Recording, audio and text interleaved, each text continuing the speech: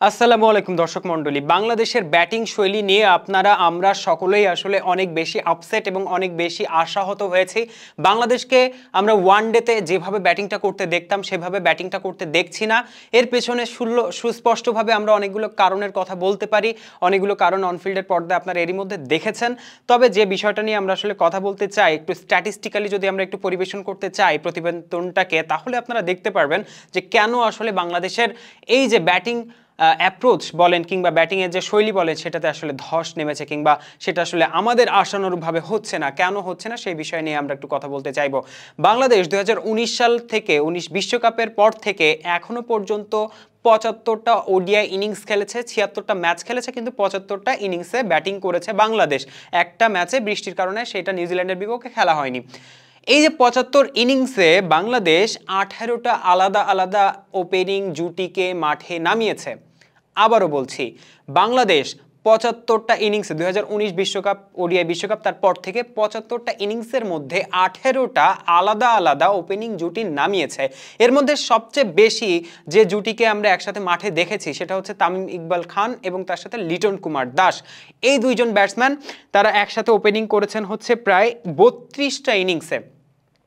এই দুইজনের পরবর্তীতে যে তালিকাটা রয়েছে সেখানে তানজিদ তামিমের সাথে লিটন কুমার দাস তারা দুজন মিলে প্রায় 10টা ইনিংসে মাঠে নেমেছেন।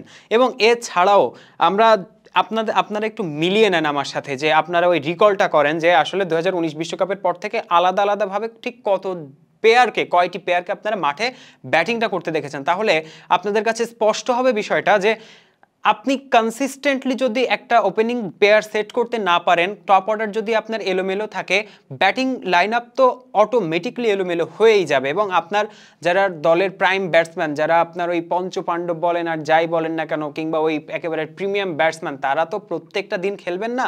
অনেকে হচ্ছে একটা প্রশ্ন করে থাকেন যে হচ্ছে সাকিব আল হাসানকে মিস করছেন কিনা, তামিম ইকবালকে মিস করছেন কিনা। এখন যে কোনো ব্র্যান্ডের পুরাতন এসি বদলে নতুন ওয়ালটন এসিতে উপভোগ করুন 25% ছাড়।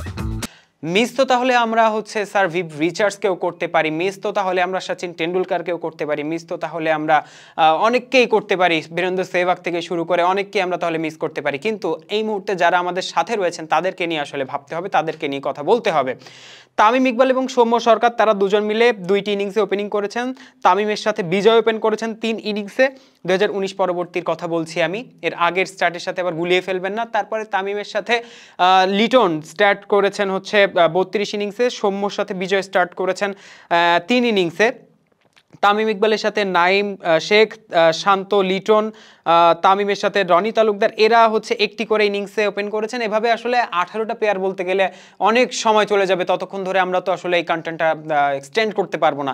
তবে যে কথাটা আসলে বলার চেষ্টা করছি, আপনার ওপেনিং পেয়ারকে আপনি প্রতি 5 ইনিংসেও 5টা করে ইনিংসও আপনি হচ্ছে সাস্টেইন করতে পারছেন না, তাহলে তো আপনার ব্যাটিং লাইন আপে ওই সাস্টেনেবিলিটির জায়গাটা আসলো না, ওটা তো স্টেবল হলো না। তাহলে তো ওই যে স্টেবিলিটির জায়গাটা যখনই নষ্ট হবে তখন তো আর আপনি হচ্ছে খুব ভালো কিছু প্রত্যাশা করতে পারবেন না, তাই না? অনেক ব্যাটসম্যান অনেকভাবে পারমিউটেশন কম্বিনেশন করে বিন্যাস সমাবেশ করে আসলে মাঠে নেমেছেন, ওপেনিং পেয়ারটা ওইভাবেই সাজানো হয়েছে। এর ফলাফল কিন্তু আসলে বাংলাদেশ ওভাবে পায়নি।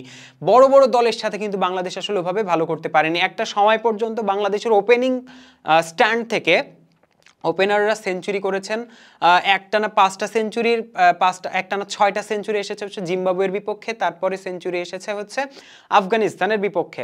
অর্থাৎ কোনো প্রাইম যে দলগুলো রয়েছে তাদের বিপক্ষে কিন্তু খুব একটা ভালো বাংলাদেশের ওপেনাররা করতে পারেনি। করতে পারবেন কিভাবে? প্রতি 5টা ইনিংসে যদি আপনার 4টা ইনিংসের প্রতি 4 ম্যাচ 5 ম্যাচ পরপর যদি আপনার গড়ে ওপেনারদেরকে চেঞ্জ করতে হয়, তাহলে আপনার দলে ওই সাস্টেনেবিলিটি কিংবা ওই নির্ভরযোগ্যতা কিংবা ওই যে একটা ব্যালেন্স, ওই জিনিসটা আসবে কোত্থেকে? আসার তো কথা না, তাই না? টপ অর্ডারের এই দুর্দশা নিয়ে আপনারা আর কি কারণ ভাবছেন সেটা আমাদেরকে মন্তব্য মতামত লিখে জানাতে পারেন কমেন্ট বক্সে। এতক্ষণ সাথে থাকবার জন্য অসংখ্য ধন্যবাদ।